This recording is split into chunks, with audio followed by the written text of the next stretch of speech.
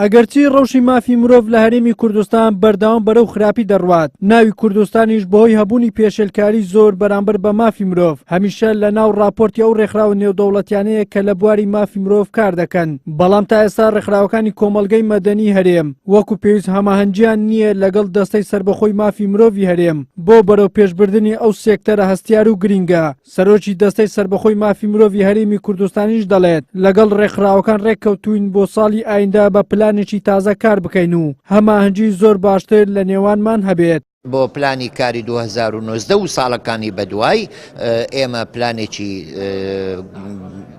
تایبەت دادنین کەوا بەهێزکردنی و کارکردن و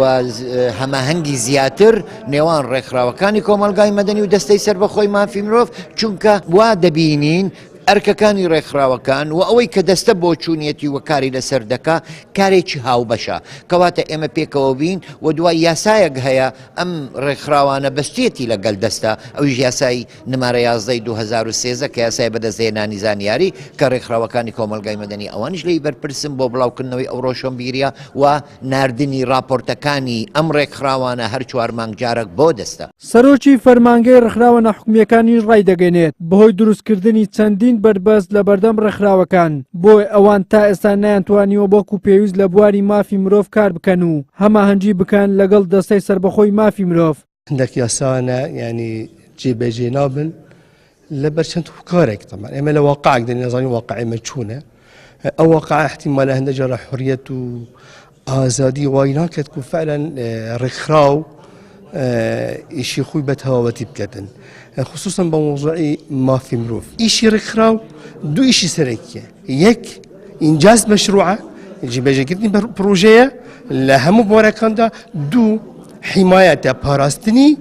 مافە ئەو مافەژی لە هەموو بۆرەکاندا دەبی ئیش لەسەر بکەین لەبەر ئەوە ڕێکخراوەکان دەبی خۆ ئامادە بکەن خۆزیرەک بکەن کەڕوچەلاکی زۆر بکەن بەڵام دەزانین تەمعان بربەست هەنە و ئەو بربەستەژی ڕۆژ دوای ڕۆژ کەمتر لێتن. چالاکانی مەدەنیش ڕای دەگەنن ژینگەی هەرێمی کوردستان لەبار نییە بۆ کاری چالاکی مەدەنی لەبەر زاڵبوونی هەیمەنەی حیزب بەسەر ڕێکخراوە ناحوکمیەکان دەشڵێن ناتوانین بە ئازادانە لە سەرجەم سێکتەرەکان کار بکەین. بە ئامانجێکی سیاسی و حیزبی هاتیە نەک وەکو پرۆژەوە کە بێ لە بوارێک لە بوارەکان خزمەت بە کۆمەلگا بگەینی و دامەزراوەکانی تریش کە بە پێی یاساکە کار دەکەن زۆر بەزەقی یعنی ڕەنگە زۆر جاران ڕۆتینیات ئەوەندە تااقەت دەکوژی کە لە توانادا نییە ڕێکخرا ینی لە توانادا نییە ئەو یاسایە وەکو خۆی جێبەجێ بکە بۆیە بە گشتی یعنی ژینگەی کوردستان یعنی ژینگەی کاری ڕێکخراوەیی نییە ژینگەیەکە هێشتا هێندە بە تۆخی